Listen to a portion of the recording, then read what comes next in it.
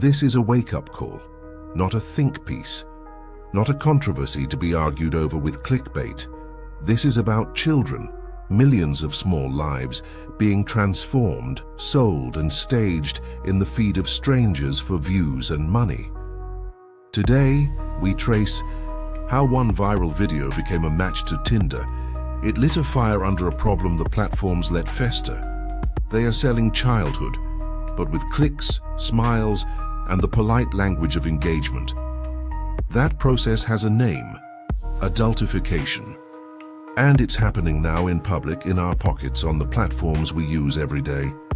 A video from Brazil split the feeds, and with it a truth we've let slide, a video that exploded across feeds and into headlines, forced a national conversation. A creator named Felca showed how children are being staged, coached, sexualized and monetized, and how the platform's design feeds the whole system. This is not moralizing, this is a technical and social emergency. That video pushed prosecutors, lawmakers, and millions of people into action, and for a reason. We have been showed a truth, and it's a truth we've let slide. But what actually is adultification, and how is Felca?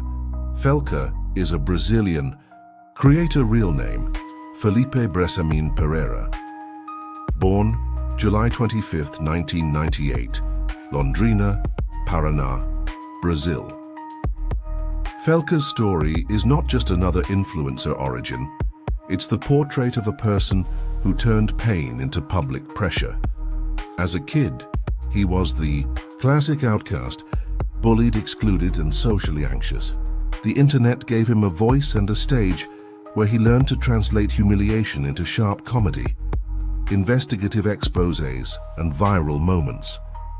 Over the years, he moved from game streams and parody sketches to cultural takedowns, a formula that blew up when his investigative video on influencer promotion of betting platforms, a stance that even drew political attention, and used his reach to force media, prosecutors, and institutions to act. Importantly, Felca is not an imposing, acting influencer. He rejects idolization and resists being co-opted by politicians. He's open about his mental health, anxiety, insomnia, and depression, and he uses that vulnerability to humanize the fight, exposing exploitation while warning about the dangers of a content economy. In short, Felca went from bullied kid to a loud, messy, and consequential voice, someone who forced uncomfortable conversations into the mainstream. Adultification, the process of turning children and their bodies, their behavior, their identity, dance routines that mimic sexualized moves, reality show dynamics with 12 and 13-year-olds, parents and creators who build business models out of exposure. When the audience is adults, and when the metrics reward it, the child becomes the content. We must be clear, children on camera are not the problem.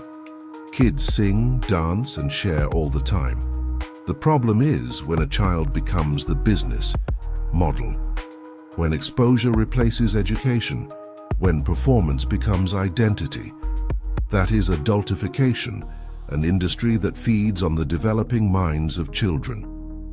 Adultification is a production model. It's a marketplace. It's parenting turned into performance. Think in cycles. A parent or creator posts a child-focused clip designed to attract attention. Engagement rises. The platform system recommends more, the audience grows. Advertisers and sponsorships follow. That money funds more content. In some cases, networks of creators amplify each other. What begins as a harmless clip becomes an economic feedback loop, and the child's role deepens from participant to commodity.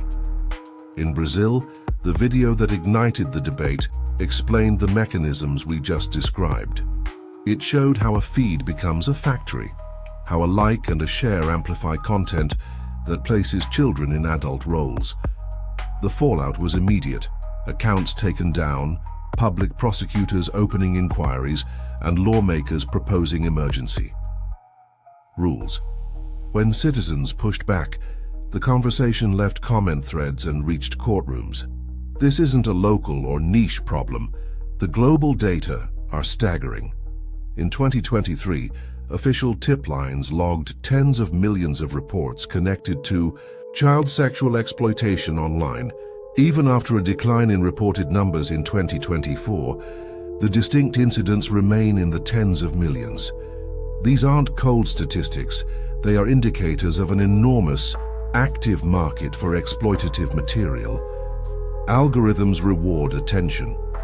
Platforms tune their recommenders to keep you watching, keep your thumb scrolling, and what these systems optimize for, clicks, watch time, shares, can be exploited. When content starring a child yields higher retention, the machine treats it like gold. It doesn't care about ethics, only signals. That is the structural flaw. Optimization for engagement without the guardrails needed to protect non-consenting developing humans. The audience is broad, parents, fans, and strangers. But there is a critical truth. Among those viewers, a subset seeks the spectacle for predatory reasons. The public feed becomes discovery. Under many feed posts beneath innocuous thumbnails, a different economy operates. Comments are coded. The term trade is a trading card, a request to swap illegal material. Link in bio is a doorway out of the public feed into private. Groups in often Telegram channels or paid VIP chats, where exploitation is shared and monetized. This is not hypothetical. The numbers are not moral rhetoric. They are evidence. Global tip lines and watchdog reports document millions of suspected incidents related to exploitation and to content that sexualizes minors. Platforms report takedowns and content removals in the millions. Investigators speak of networks that convert public posts into private exchanges. The scale shows a structural problem, not isolated bad actors. Every platform has rules: no sexual exploitation, no child pornography, community guidelines that ban grooming. But rules are not the same as enforcement.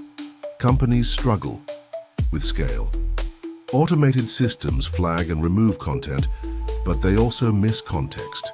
Human moderation teams are overwhelmed, and in some disturbing cases, corporate influence creeps into policy debates, muddying protections.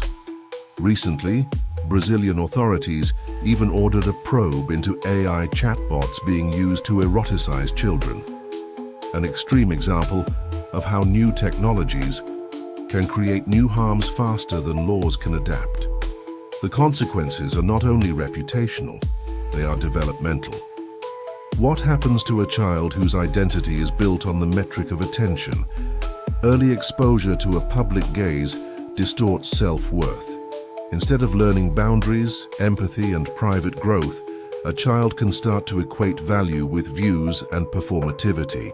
Research links traumatic exposure and early sexualization to PTSD, anxiety, identity confusion, and altered reward circuits in the adolescent brain that can persist into adulthood.